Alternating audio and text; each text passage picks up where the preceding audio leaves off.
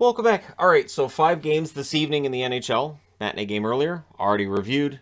Video's already up on the channel. So let's go ahead and jump right in. Starting off with the San Jose Sharks in against the Minnesota Wild. I don't know if you're a Minnesota fan, how you feel tonight. I would imagine it's not great. San Jose came into this not the best team in the league, and anyways, it's Reimer versus Gustafsson in this one. Early edge for the Wild, and that's an understatement. Sharks get a power play. It couldn't get set up. It's killed off just the one shot. The shots are 4-1 in favor of the Wild at 6.5 minutes, and at 6:45 they get the lead. It's Gaudreau from Kaprizov and Zuccarello. He outweighted Reimer and absolutely buried it. Beautiful goal. LeBanc then has a rush chance that was blocked out. Rossi has a tip that saved as the Wild press. Rossi is, it feels like as much as he's around the net, he's getting further away from that first goal. If you watch this game, you might know what I'm talking about here, where it feels like he's probably overthinking it. So anyways, Eriksson Ek has a chance that's held. It's all Wild at this point. Myers then denied on a fast break. Boldy with a near miss in close. Sturm is denied from the slot, and as the period went along, San Jose starts waking up.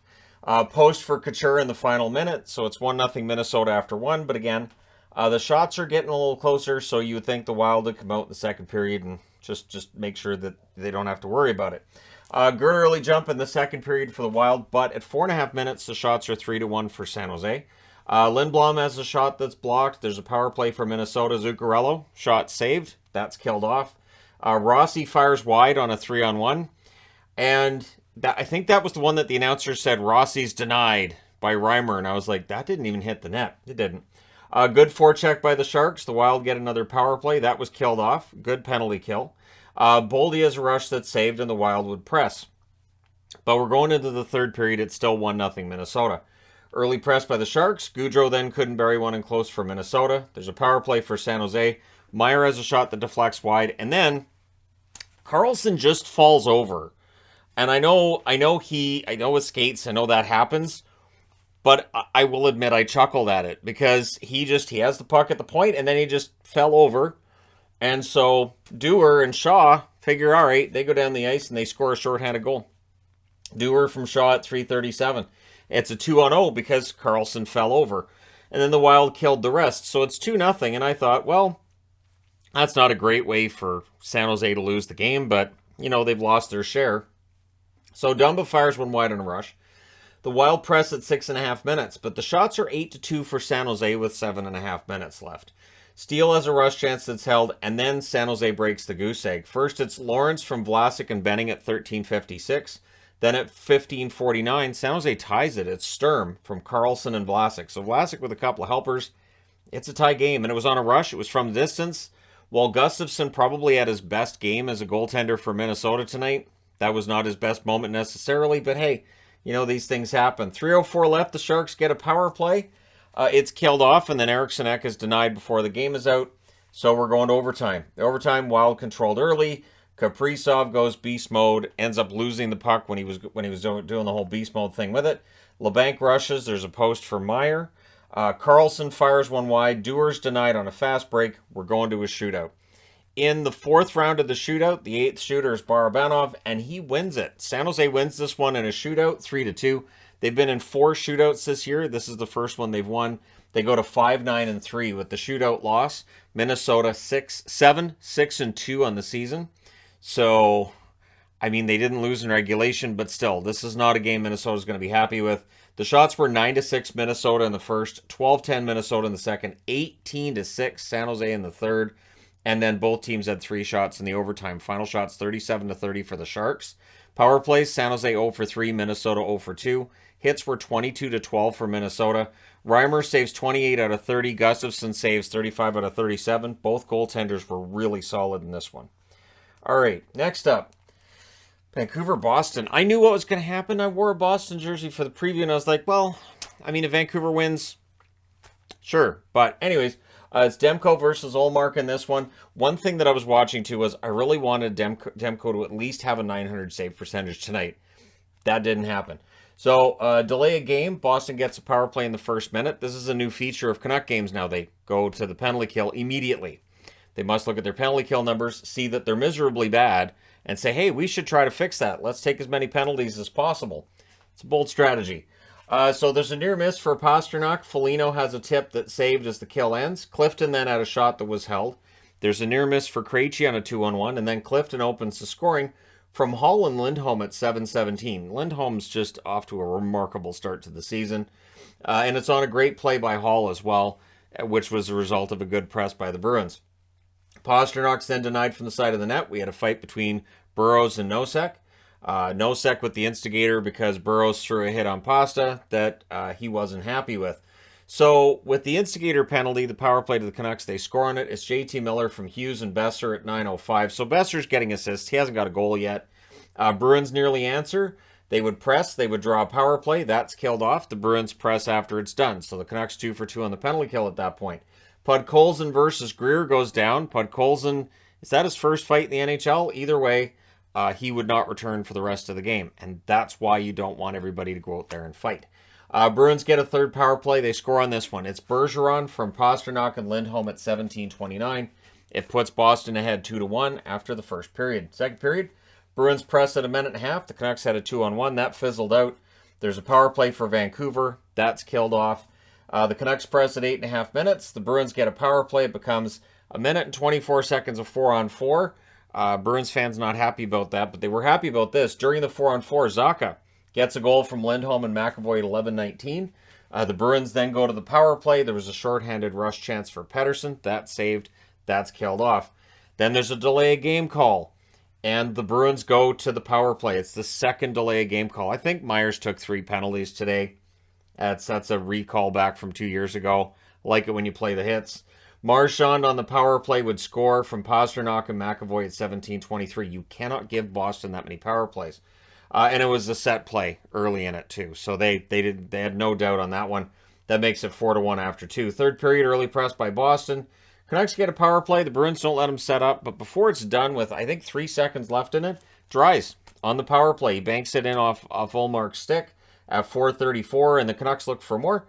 They go back to the power play. That's killed off. There's a press by the Canucks with 6 minutes left. With 3:23 left, delay game call. So the Canucks get a power play. So both teams are firing it over the glass. They'd make it a 6-on-4 because they're down by a couple, and they would soon be down by 3. Nosek hits the empty net. Shorthanded goal as well from Carlo at 18:02. Boston wins this one 5-2. They go to 14-2 on the season. Just insane. If they played 500 hockey from here, they'd finish with 94 points. So, yeah. Vancouver, if they play 500 hockey from here, they finish with 77. They're 4-9-3 now on the season, and it's done. Four wins in 16 games means, yeah, it's done. Shots are 17-8 Boston in the first, 9 apiece in the second, 14-6 Vancouver in the third. Final shots 32-31 Boston. Power plays, both teams go 2 for 6. So a lot of practice on the power play. Neither penalty kill looked great, but the Canucks have a abysmal penalty killing number. The hits were 16-15 for Vancouver. Demko saves 27 out of 31.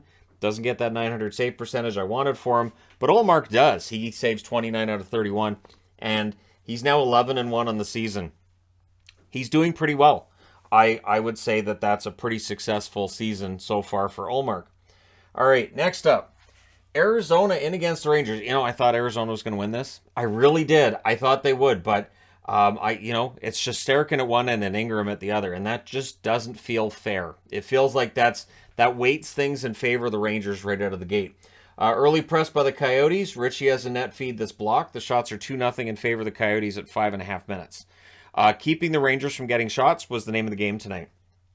The Coyotes press at 6.5 minutes. The Rangers get some zone time shortly after, but they don't get a shot on net. Coyotes get a power play. Mosier has a blastless kick to side. And then we get 13 seconds of 5-on-3 for Arizona. A shorthanded 2-on-1. Lindgren, who was the first one to take a penalty, he comes out. He's denied. The 5-on-4 is killed off as well.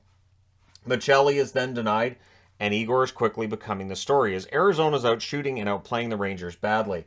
Coyotes press with 5.5 minutes left. We get 2 minutes of 4-on-4. Mosier has a rush chance that's blocked. Rangers get a power play at 18:04 of the period. Lafreniere fires one high. And so we roll over into the second period where it's only 4 seconds left in the penalty kill. Of course, that kill is finished. O'Brien then has a rush that deflects wide. The Rangers press at 4.5 minutes.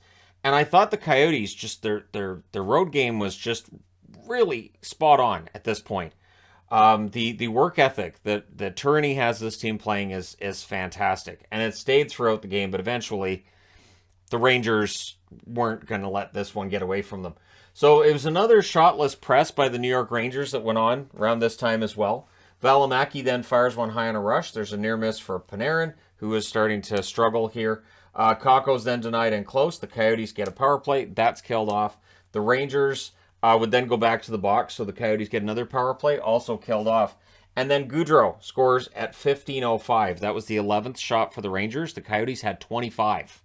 So, yeah, Shesterkin was stealing this. And then a little over a minute later at 16:23, Fox scores from Hedl. So it's 2-0 Rangers with 1:15 left. The Coyotes go back to the power play. Then we get 49 seconds of 4-on-4 with 3 seconds left. The fans kind of called that one, and the referee agreed with them. So it's a 4-on-4 to start the third period. Kakko has a chance that's held. Everything's killed off there, so we're back to 5-on-5. And the Rangers go back to the power play. There was a lot of power plays in some of these games today. Good cycle. Kreider couldn't bury one, but then he buries his next opportunity. I believe that's the 7th of the season as he's heating up from Zibanejad and Fox at 4:39. Shesterkin gets shaken up in a collision with Fisher. Fisher was pushed into him, so there's a penalty on the player that pushes Fisher into him. I want to say Trouba, but anyways. Coyotes get that power play on the trip on Fisher, and they score. It's Keller from Ritchie and Boyd at 8:33. Wires it top shelf on a really nice pass from Ritchie, who might have been able to shoot it himself, but he understood that Keller was right there, and Keller gets that goal. Rangers then get a power play. That was killed off. You start to wonder, could Arizona come back? And the answer is no. Carpenter with his first of the season. He tips the point shot from Schneider. BC with the secondary assist at 11:43. That makes it 4-1.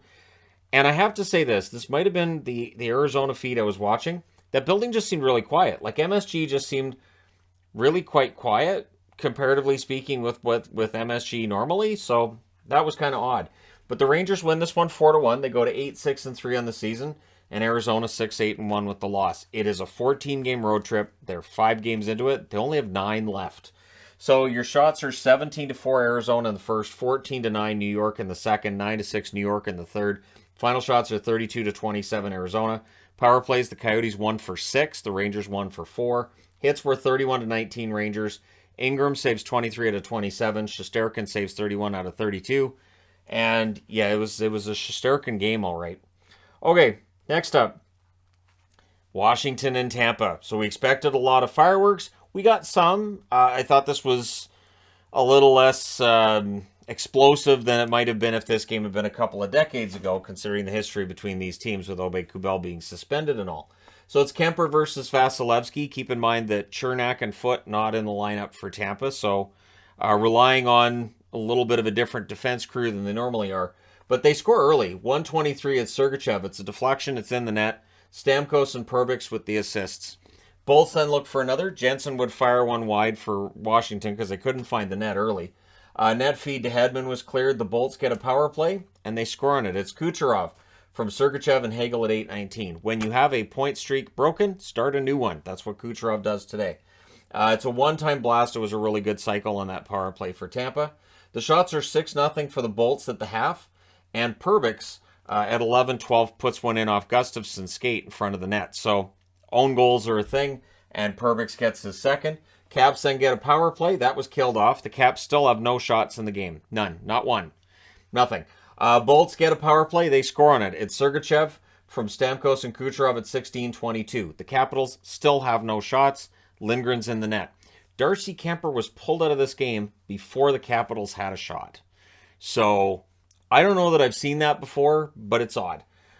Maybe I'm thinking there was a Koskinen game for Edmonton where that might have happened, but that was a different situation. That wasn't 16:22 into the game.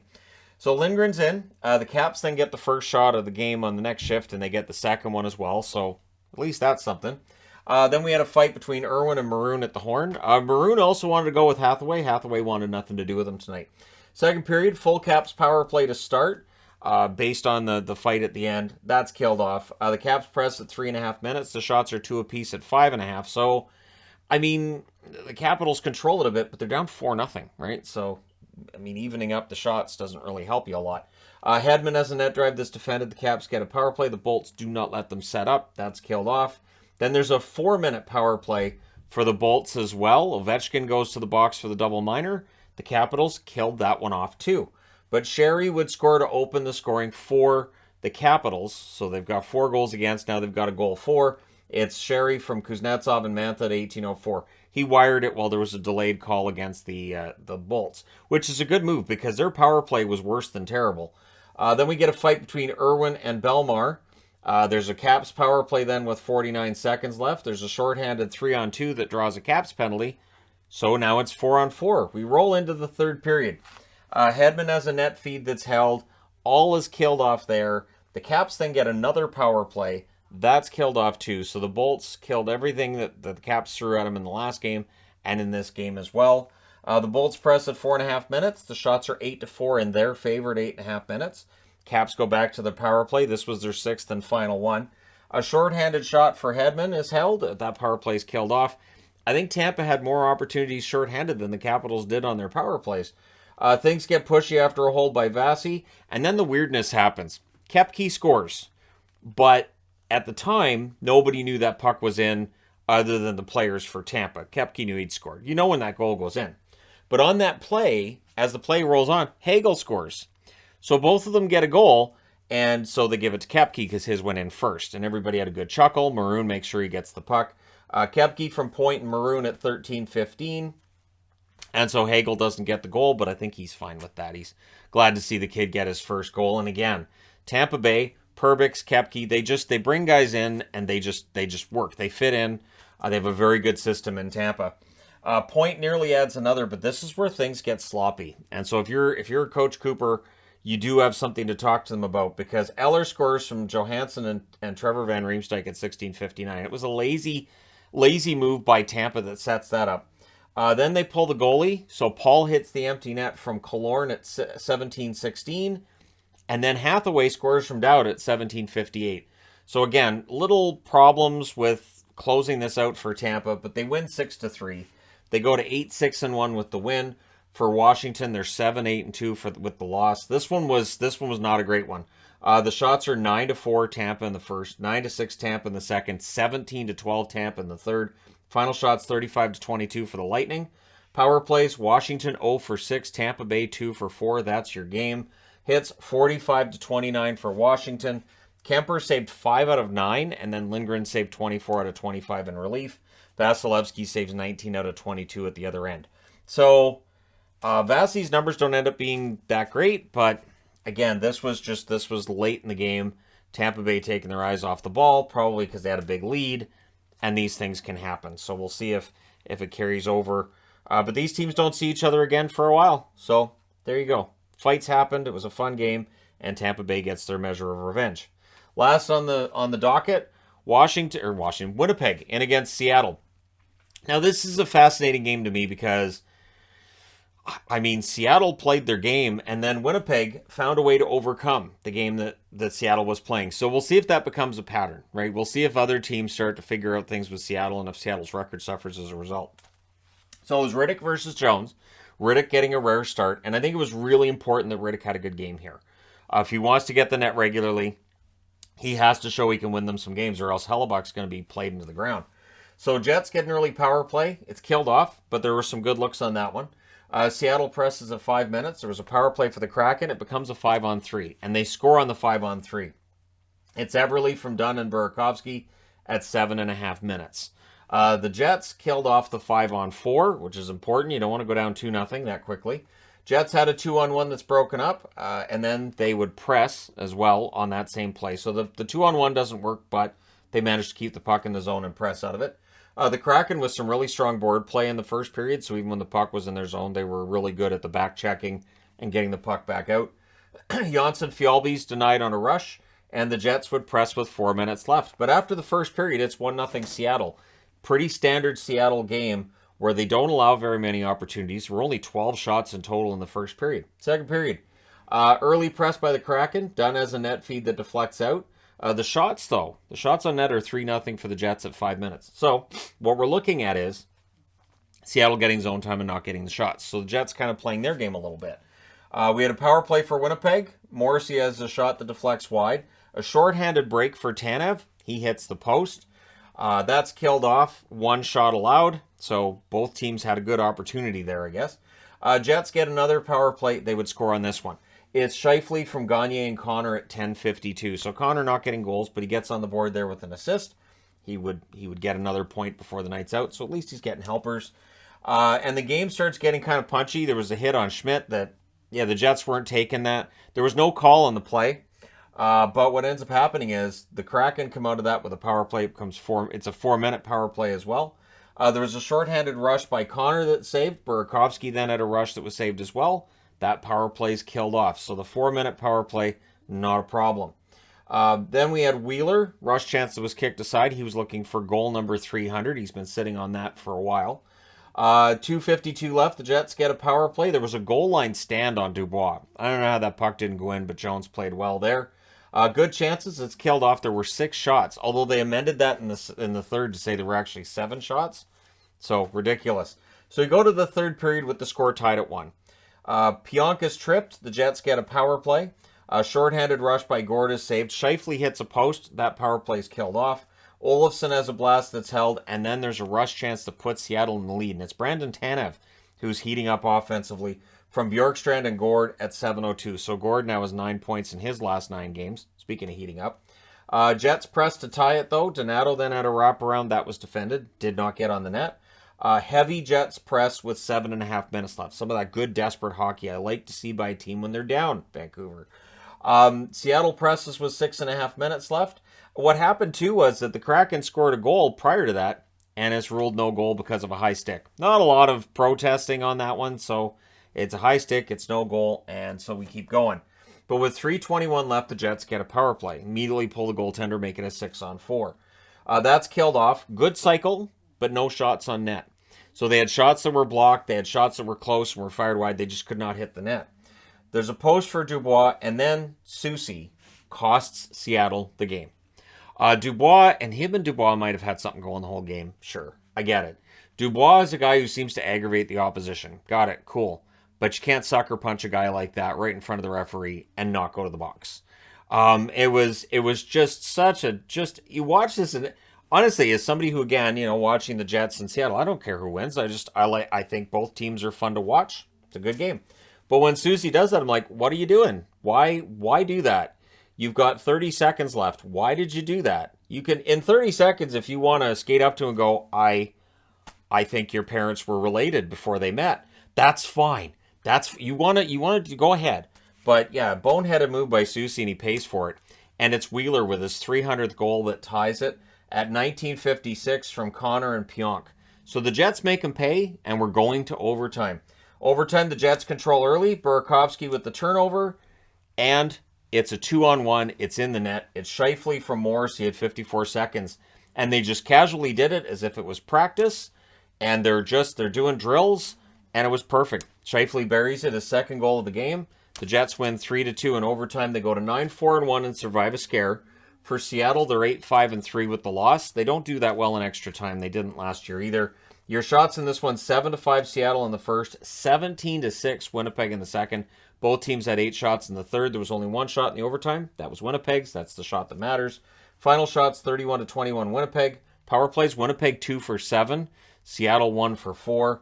Hits were 20-19 for Seattle. Riddick saves 19 out of 21. Again, it's really important he had a good game, and he did. And everybody celebrated for Riddick, too, after that was done. Jones saves 28 out of 31. Hey, Martin Jones played well. Not going to take anything away from Jones. He had only allowed 1 before there was 4 seconds left in the third period. And the Jets had tons of really good opportunities that he stoned and turned them aside. So there you go. You guys are all caught up on Sunday's action. There are 4 games tomorrow, so look for a preview for that, and then, of course, the recap after. But for now, thank you guys so much for watching, for all your support. Don't forget to hit like and subscribe if you're browsing your way through, you just happened upon this video. Thanks for all the support you guys have shown me throughout. I will talk to you again soon.